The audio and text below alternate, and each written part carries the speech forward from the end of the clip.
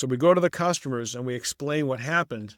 Well, our reputation was customer comes first. So these guys will lay down in front of a train to slow it down if it's coming toward the customer. And this other company's reputation was it's all about them and they don't care about anybody. So who did they blame? Not us.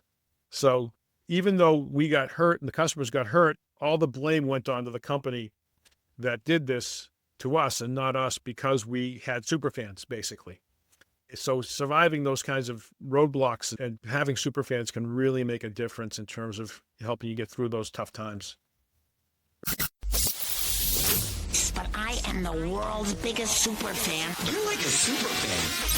Welcome to the Business Superfans podcast. We will discuss how establishing business superfans from customers, employees, and business partners can elevate your success exponentially. Learn why these advocates are a key factor to achieving excellence in the world of commerce. We discuss the invaluable insights of business owners who have successfully implemented the strategies in the book to build their own team of devoted superfans. Gain insightful knowledge from the experts who create applications that help you create passionate superfans. This is the Business Superfans podcast with your host, Freddy D. Ready!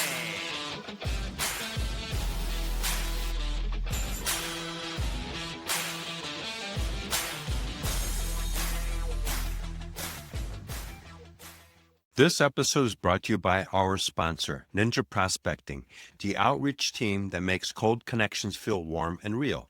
If you're tired of spammy DMs and the generic LinkedIn messages that go nowhere, Ninja Prospecting flips the script. They help coaches, consultants, and service-based business owners spark real conversations through strategic, human-first outreach. No bots, no fluff, just honest, data-backed messaging that sounds like you and actually gets replies. Talk to my friend Adam Packard and his team. Whether you want to do it yourself, get guidance, or fully hand it off, they've got you covered. Head over to ninjaprospecting.com and schedule a chat with Adam. Be sure to mention you heard about it right here on the Business Superfans podcast. If you're ready to get started, join their free community at school.com/ninja-prospecting-7704 to maximize your connections and make the right new ones.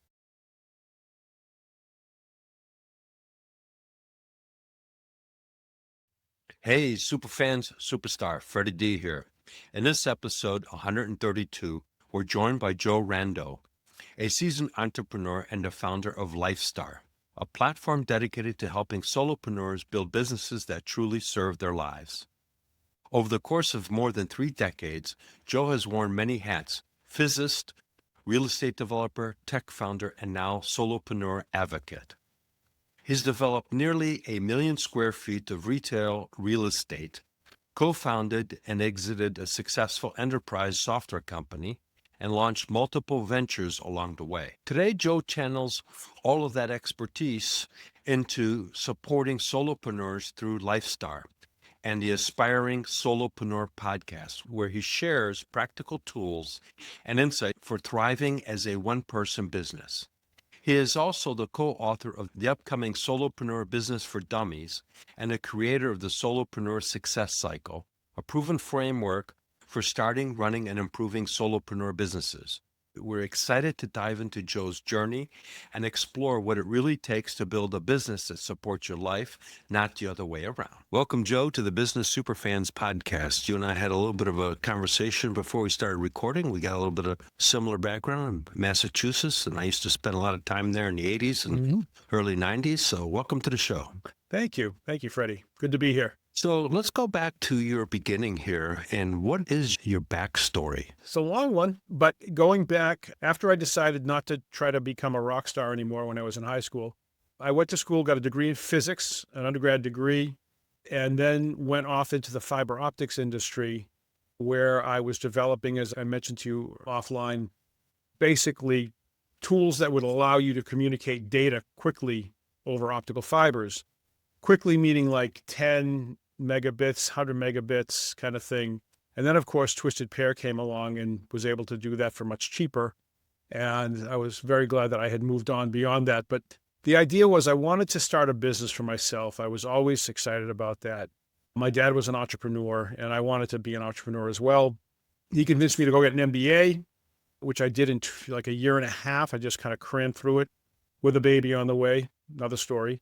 But once I did that, I saw an opportunity to develop shopping centers. This was back in like 1990.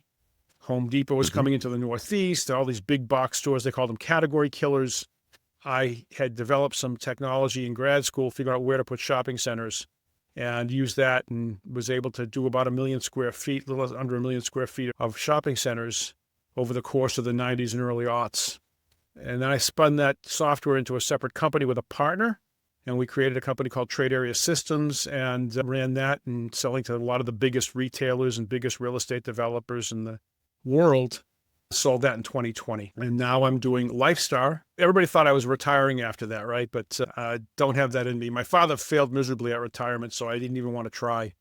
And so I just started looked around a little bit, found that there's tens of millions of solopreneurs and one-person businesses just in the U.S., and wanted to find a way to help them and bring them together. And we have a place for them on the internet. I call it a hub. And there's tools, there's community, there's content, there's courses, and all kinds of things to help solopreneurs run their one-person businesses to serve their lives. Wow, what a backstory. And yeah, you're right. There's a lot of solopreneurs out there, and you can only talk to yourself so much. It gets lonely, and it's nice to bring them together. Yeah, because you can't really brainstorm by yourself. It's Right. not just lonely. You can only regurgitate your own stuff so much. And sometimes it's really important to just get an outsider perspective, because what you may think is a brilliant idea, 5 other people will say, man, that thing doesn't have any legs. Yeah. Or just things that people, I'm going to do pay-per-click advertising, and somebody comes in and says, yeah, it's a really good way to light money on fire. And it's like, you really want to think that through before you start spending a lot of money. And I love bringing people from different backgrounds. You've got a tech person and a life coach and a web developer, and they're talking as the perspectives are different, but the problems are very much the same, and they bring new ideas. So it's really good to see just the bringing people together, never mind the stuff that we can help them with ourselves. Sure, because when we've both have worked with different companies, you've got a lot of challenges that you've got to deal with, because as a solopreneur or even a small business, you got the marketing to do, you got the sales to do, you got the customers to deal with, prospects, and you got the team to deal with. And so all that comes into play. As a solopreneur, you're wearing all the hats. Right. And that can become really daunting, and you can really start realizing that you're actually not going forward. You're actually sliding backwards, because at the end of the day, you can't do it all yourself.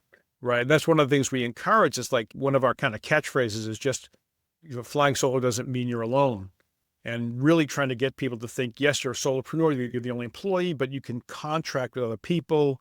You can hire companies to do things to help you. And it's not cheating to get some help with whether it's bookkeeping or marketing or whatever it is, but getting somebody to help you, and a virtual assistant is a really smart thing to do, because your time is valuable doing the things that you get paid to do. And the amount of time that you spend doing things that you aren't necessarily good at or don't bring a lot of value is really wasted time if you can get somebody else to do it for you and use that time more productively. Sure. One of the things I've learned is that 80% as good as you is 100% you not doing it. Good point.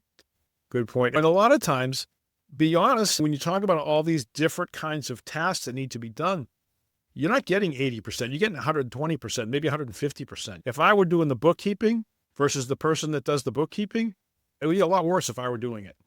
Because number one, I would hate it, and I would avoid it, and I would rush through it. And have a mess. Right. And then you get to pay double to get it fixed. Cleaned up, because, exactly. for example, I was running a interpreting and translation company, and the business has been around for 30 years with a husband and wife team. And unfortunately, he passed away, and I was there and as a director of operations and stepped into the GM role. And that was the goal, really. They were going to retire, and then I was just going to run the company, and they were going to go travel the world. And once we took it over, and it was like, looked at the books, and they were a mess.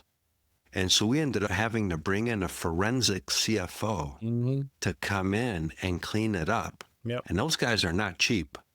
And that was like 6 months worth of cleaning up, because they had to go back multiple years back. So that's one of the reasons I bring it up is yeah, you may hate to do it, but the reality is you're going to end up spending a ton of money because you probably did it wrong. You got things wrong categorized. You wrote off stuff that you shouldn't have wrote off, and et cetera, et cetera.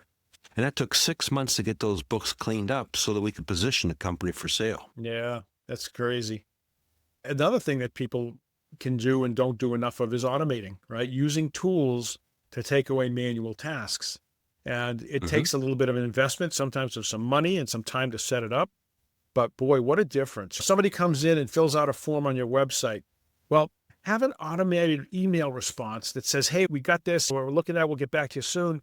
Instead of just leaving them ghosted, just that little changes like that can have a huge impact on a number of people that you close because they get an immediate response. One of the things I always tell people is you got a 15-minute window when you get a lead in from the internet. Yeah. 15 minutes. And you need to contact them more than just an automated. The automated, I agree with, it should go back, says, hey, we received it, and somebody will be contacting you shortly. And you need to be Johnny on the job and actually respond to that. I've closed more sales because I was the first guy that responded. And in turn, I can set the bar if they're going to still go shopping, and I can put the bar really high. Right. And I have the credibility right off the bat, and I've closed them right on the spot many, many times. But timeliness is huge, and it's hard for solopreneurs because, again, like you say, if not all, you're still doing a lot of it. And it's tough. The cost of stopping this and going over and doing this, that cognitive load of having to change. You're doing some deep work, and all of a sudden now you've got to go and pick up the phone and call somebody or respond to an email personally. And it costs you a lot of time to shift those gears. It's challenging. And one of the things that we encourage is creating standard operating procedures. So when you're doing some of these things, you're not thinking about how to do it, right? You've got it right there. There's your checklist. Yep. This is what I do. And then you take some of that cognitive load away, just working through it. There's a lot to being a solopreneur, but the reason people do it, what I've learned, and it's one of the things that people don't talk about enough, I believe, is that people want to build a business that serves some aspect of their life, right? They're not about scaling at all costs. I know we hear these talks about the first $1 billion one-person business, and I'm sure it will happen. Like I alluded to, when I was in high school, I wanted to be a rock star, and people become rock stars. Of all the people that want to become rock stars, very few of them do. Same thing with being a famous actor, right? There's lots of actors, but the ones that get the big bucks are pretty few and far between. So most of these people aren't doing it to try to become a multi-millionaire or billionaire. They just want to be able to get to their kids' games. They want to be able to do the kind of work they want to do, or they want to be able to quit working at 5 every day. They want to be able to drop everything and go golfing when the weather's nice. Whatever it is, they've got some reason or reasons that don't involve scaling at all costs. And I've done both. My first business was a solopreneur business as a real estate developer, and I did it that way because I didn't want to have to continue developing real estate if the market wasn't good. I just wanted to be able to stop and not do anything when it was a good time to stop. And that was a kind of a lifestyle decision. I didn't want to have to try to carry people when things were tough. And I find that there's very few people that are delusional enough to think that, even though there's a lot of people selling this, many that think they're going to work 4 hours a week and make $20,000 a month. It's great if you can do it, but most people don't. They want to just have a job the way they want it to work. It's their work and their life. And so that's what we try to support. Sure. There's a lot involved into it. That's what everybody starts out to, having a business so they can have a lifestyle. But a lot of times they end up putting in 80 hours a week because they don't have the systems in place. They don't outsource some of the stuff. And so they're doing it all themselves. And it becomes overwhelming. And so now they're basically chained to that job because it's a glorified job. Because if you can't walk away from it and it doesn't run by itself, you got a glorified job. And I don't want to overstate the fact that there are people, that's what they want, right? They want a job that they control. They don't want to have a boss, but they don't want necessarily to build. There's all this talk about building this thing that works while you sleep, and that's great. But not everybody either has the skill set that applies to that, or that's not what they want to do. They like what the work they're doing. If you think about a life coach, these people, by definition, are typically one-on-one, face-to-face or virtual face-to-face with their clients. Some of them can come up with some courses and things that people can take, and that's great. But the core of that work is one-on-one, and it doesn't scale very well. But there are a lot of people that are really happy with that kind of work. And you can call it a Sure. glorified job, but it's a glorified job that they want and that meets their needs and satisfies their professional goals and personal life goals if they're doing it right. And so that's really what it comes down to, is just like having life on your own terms as much as is possible. Anybody working 80 hours a week, that's a great way to start sometimes. And certainly when I was an entrepreneur starting businesses with employees, it was pretty typical and it was expected. But solopreneurs aren't looking for that to be the long haul, typically. There's something else. Totally makes sense. And I think that the other thing that people overlook is that a lot of people think that once they get the deal, the sale's done. And I always look at it as, no, that's just the beginning. You just got the paperwork out of the way. Mm-hmm. The sale is everything that happens after the paperwork. Absolutely, 100%. I always cracked up about these. I see these people, especially going back a few years, and we just raised $5 million from venture capitalists. We're success. And I'm like, that's just the beginning. Now you've got to make that work. And it's the same thing with the sale. You get the sale. I remember I had this piece of land and I was working on it for years and I believed in it strongly, but I couldn't get anybody to pay attention to it. And all of a sudden, Home Depot comes along and signs a deal. And I remember that being one of the worst days of my life. And it wasn't because I wasn't a good thing, but once that happened, I was now $600,000 in the hole, because what they were paying to get the land, what I had to spend to make everything happen was negative $600,000. So I had to sign a whole bunch more deals to make up that difference before the checks had to be paid, before the bills had to be paid. And it was really scary. It's one of those things where you look and you say, hey, this is the beginning. You signed the deal.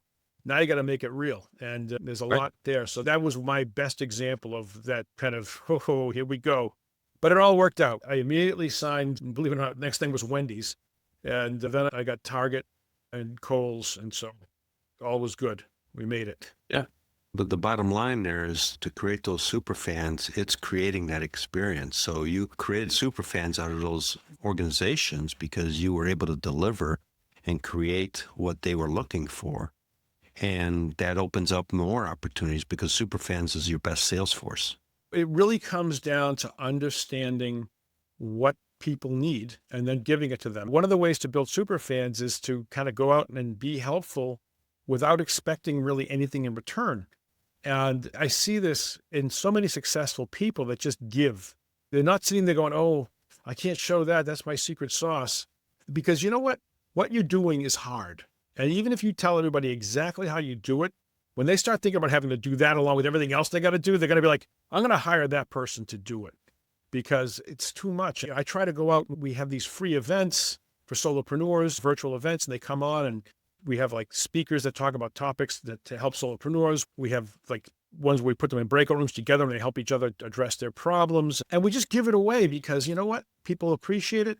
They know that we've got their backs. They know that we're out to help them as solopreneurs. And the next thing, they're joining our community. They're coming into the online community and taking advantage of the things that we offer. It's really the right way to go. Just really set out to help people. Don't be thinking about what you're going to get out of it. And good things happen. That was my biggest success in the CAD/CAM world that I was in for several decades. Was my customers, was my sales force. My fastest sales was 30 minutes. I've said this story many times. I got a phone call and the guy basically said, so-and-so said I need to buy this stuff because I'm doing work for them. How much? How fast can you get it? The 30 minutes was me filling out the paperwork to make sure the configuration was right and everything else to get it to him. But sale was done. He didn't even care about the price. That was it because I had a super fan tell him, Joe, you need to get this. Yep. And that's it. And he goes, okay, well, what I got to do? Well, call Freddy D, man.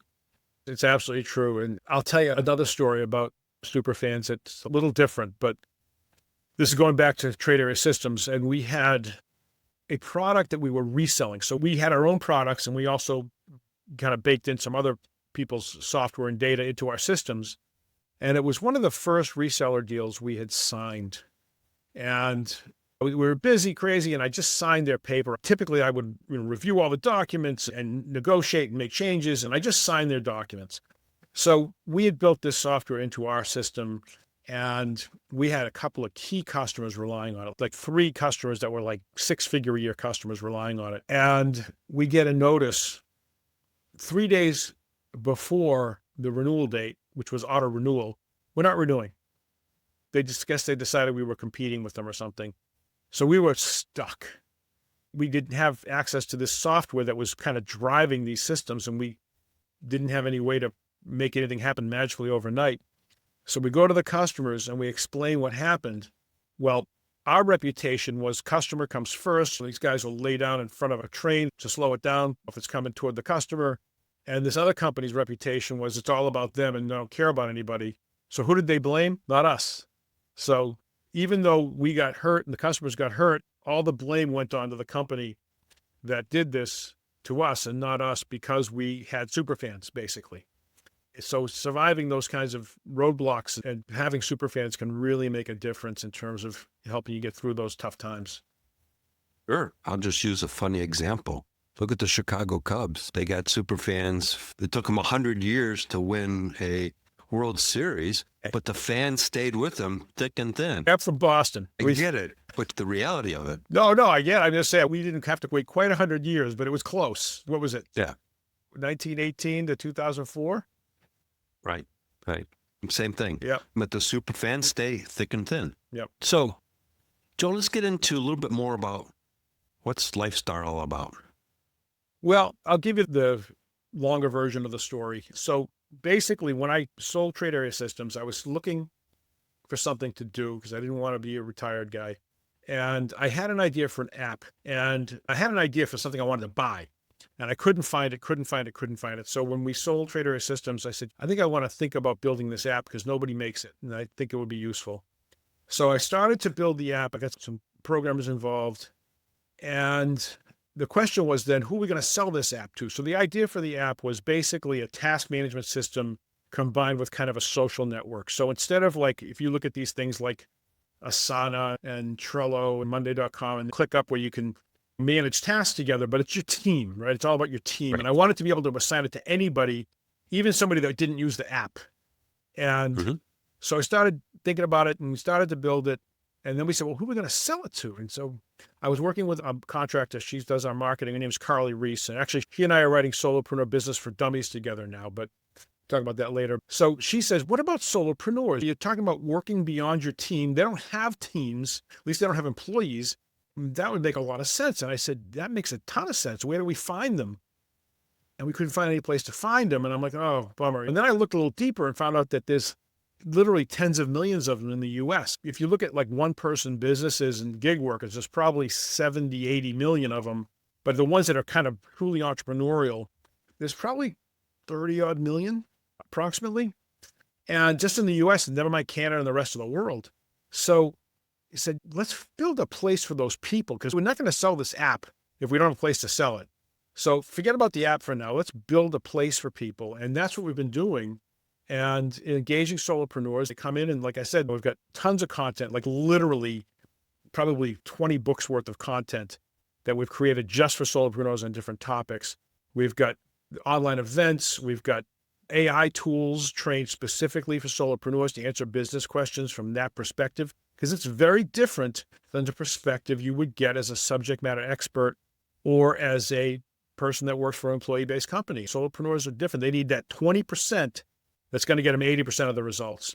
So it's a different thing. So we've built out an AI for that, courses, continually building courses and that kind of thing. So really just trying to build a place where these people can kind of up their game, keep up with changes, learn from each other, and just have a community. We even have like a virtual water cooler. So just if you're bored, you can pop into this thing. And if anybody else is at the water cooler, you can have a little chat. It doesn't actually produce water, but just a virtual hangout place for people. Because this is things that solopreneurs, not all of them, but a lot of them miss from corporate, is just having other people. So that's the long and the short of it. We're just a bunch of people that are trying to build businesses in service of our life and don't necessarily want to do it alone. So do you have any stories of some people that have transformed and became a super fan from the being part of that community? A bunch, actually. A couple of examples come to mind. One woman came to us and it was like, I don't know how I'm going to make rent. And she got involved in our paid tier So this kind of office hours to work on problems and things. And she actually increased her sales 407%. And that was enough for her to start actually being able to get by fine and put some money away and that kind of thing. And she's still doing great to this day. Has created a new business beyond the one that she already had that she's very excited about, that we helped with. Another gentleman, when he first started with us, he did basically like animation for videos and things. And he was having trouble getting customers. He just came in and hung out and brainstormed, and he developed this new model for funding these things because a lot of them are educational, just by brainstorming with us and other people in the community.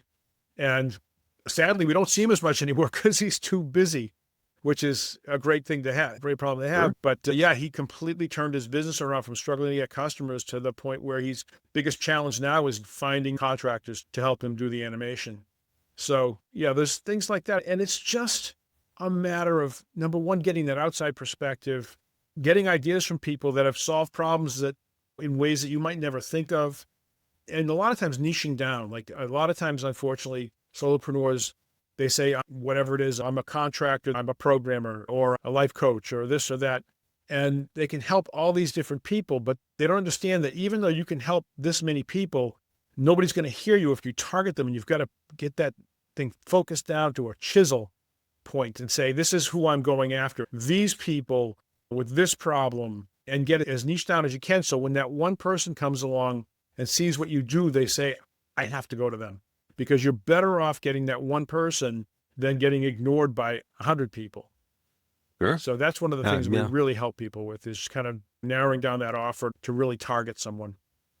That's really important because I used to attend BNIs. I'm sure you've heard of the group. I've actually met Dr. Ivan Meisner, and I've come up with a saying: to be terrific, you need to be specific. And if you're specific, you will be terrific. Yep. You got to be Yes. focused on that offering and who you help, how you help them. And then the other thing isn't always a killer, but it can be sometimes, depending on how people are getting customers. But sometimes just the websites, that big hero section at the beginning of the homepage of the website, and it's their name. And it's like, but what do you do? And so trying to get people to realize that you get about 3 seconds to get people's attention. What you do and who you do it for should be front and center. And then you can talk about yourself a little further down.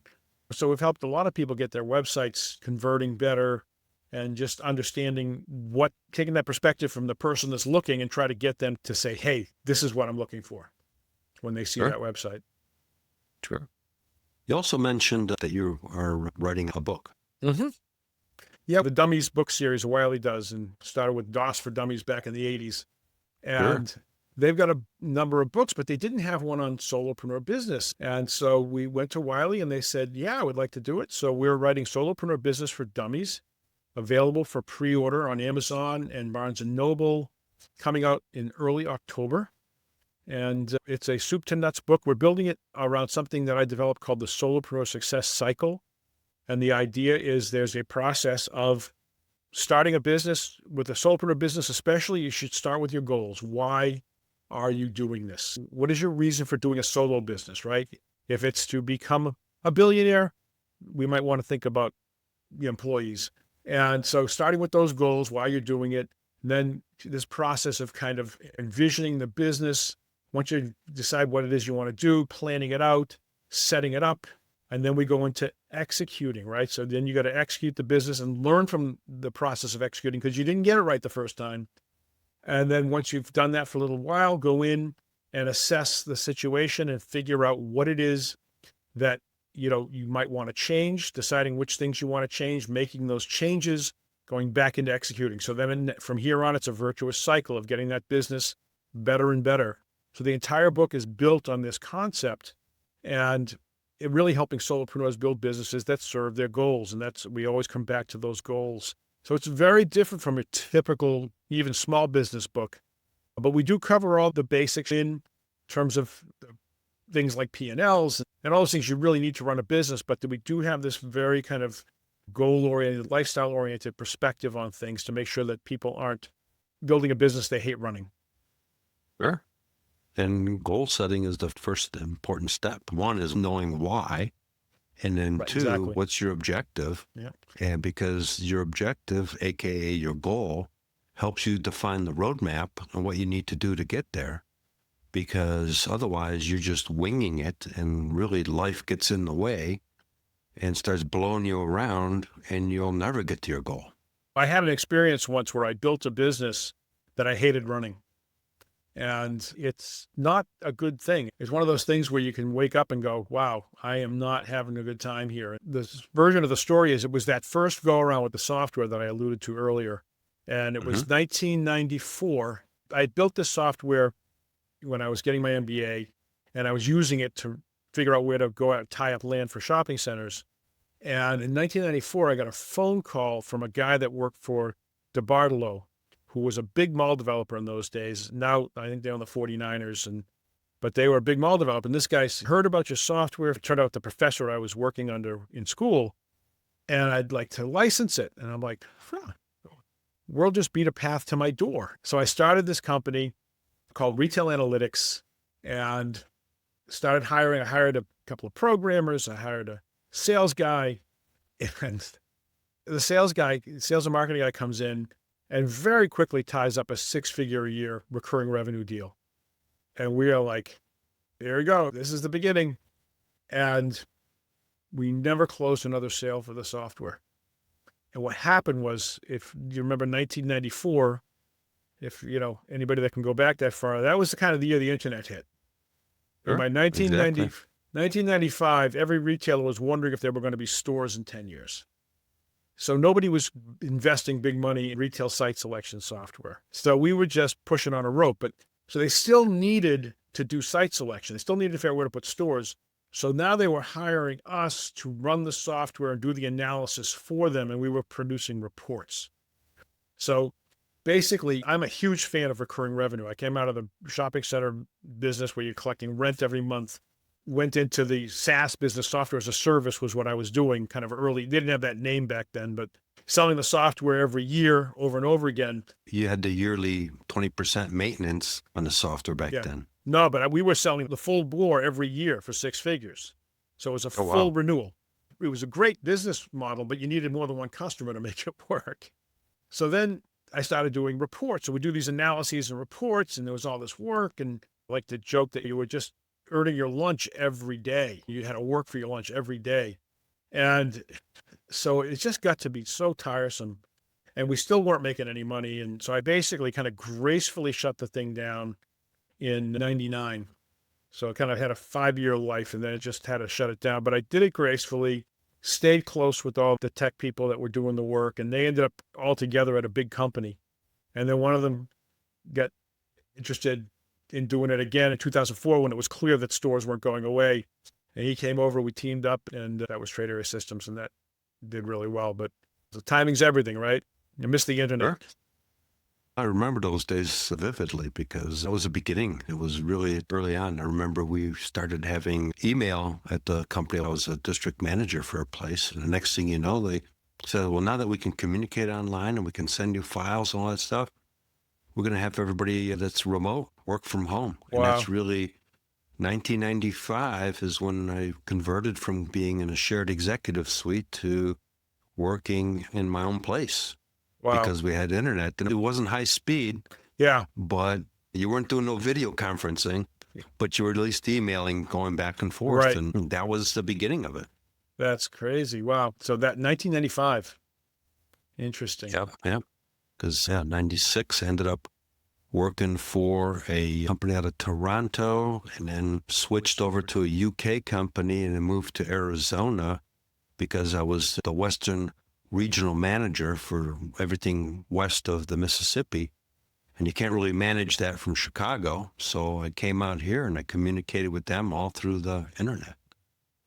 Yeah, it was a big change. And then obviously COVID has completely cemented that change, boy. I still have an office I can still do some property management. I have a property management business and 3 people in the office. They don't want to leave. They don't want to work from home.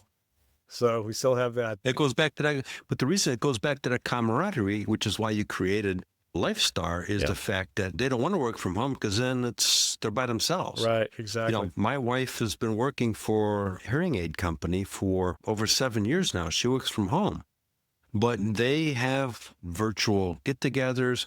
They bring the team in every so often into the corporate headquarters, so people have camaraderie, and it's a multi-day event, and they pay for all that stuff, and that's how they do it. And she's been there, and she's super happy. She's one of the top salespeople, and because of the way they handle it. That's good that they do that. We don't have that luxury as solopreneurs as much. I have that, the woman, Carly Reese, that I'm writing that book with, Solopreneur Business for Dummies. I started working with her back at Trade Area Systems in 2016. She was part of an agency I hired. And so we are talking basically 9 years. I've never met her. And face to face. So yeah, we're going to meet in September at a conference, but it's pretty funny that go on that long and never have a face to face. Sure. Wow. That's crazy. It's crazy. So, Joe, as we come closer to the end here, how can people find you? Yeah. So LifeStarr.com is the best way to kind of connect up with the community. I'm there all the time. And LifeStarr, Star has 2 R's. So it's LifeStarr.com. My email address is joe@lifestarr.com if anybody wants to email me. I am also on LinkedIn. That's my primary social network. It's just Joe Rando on LinkedIn. And those are the best ways to reach out. But any solopreneurs interested, whether you're just getting started or established, both are welcome. LifeStarr, we have a free tier to the community that gets you access to a number of things and a lot of searchable content and a basic version of our AI. So check that out. Also, we also have a podcast called The Aspiring Solopreneur, which is available on all the major podcast platforms. So anybody that's interested in solopreneurship, it's definitely worth checking out. We do both interviews and kind of subject matter episodes, and people really seem to like it. Well, excellent. We'll make sure all that's in the show notes. Thank you. Thank you again for your time today. Thank you. And you and I could probably talk about this stuff for hours. So definitely would love to have you on the show down the road again. That'd be great. Excellent. Well, thank you, Freddie. Joe. Take care. What a powerful conversation with Joe Rando. Today's pillar is unite, create stakeholder alignment, building a unified culture by aligning your team, partners, and vendors around shared goals. Joe reminds us that even solopreneurs don't have to do it alone. By connecting with others, outsourcing tasks, and creating communities like LifeStarr, he showed how alignment transforms isolation into collaboration. Here's your challenge. Look for one area of your business you're holding on to alone and invite somebody in to help. The result, you move from wearing every hat to building a circle of support that shares your vision. And remember, one action, one stakeholder, one superfan closer. Until next time, keep building your business superfans. Thank you for listening, and know this, when you do, freedom follows. Hey, one more thing before we sign off. What if your employees, your customers, and even your partners became your biggest advocates? Imagine referrals flowing in, clients staying loyal, and a business that scales sustainably, not forcefully. That's what we're building inside the Superfans Growth Hub, the community for service-based business owners who want proven strategies, my Superfans framework, and a supportive network to accelerate results. So if you're ready to outpace your competition and build a business powered by Superfans, join us today at superfansgrowthhub.com. Once again, that's superfansgrowthhub.com, and I'll see you on the inside. We hope you took away some useful knowledge from today's episode of the Business Superfans podcast. The path to success relies on taking action. So go over to businesssuperfans.com and get your hands on the book if you haven't already. Join the Accelerator community and take that first step in generating a team of passionate supporters for your business. Join us on the next episode as we continue guiding you on your journey to achieve flourishing success in business.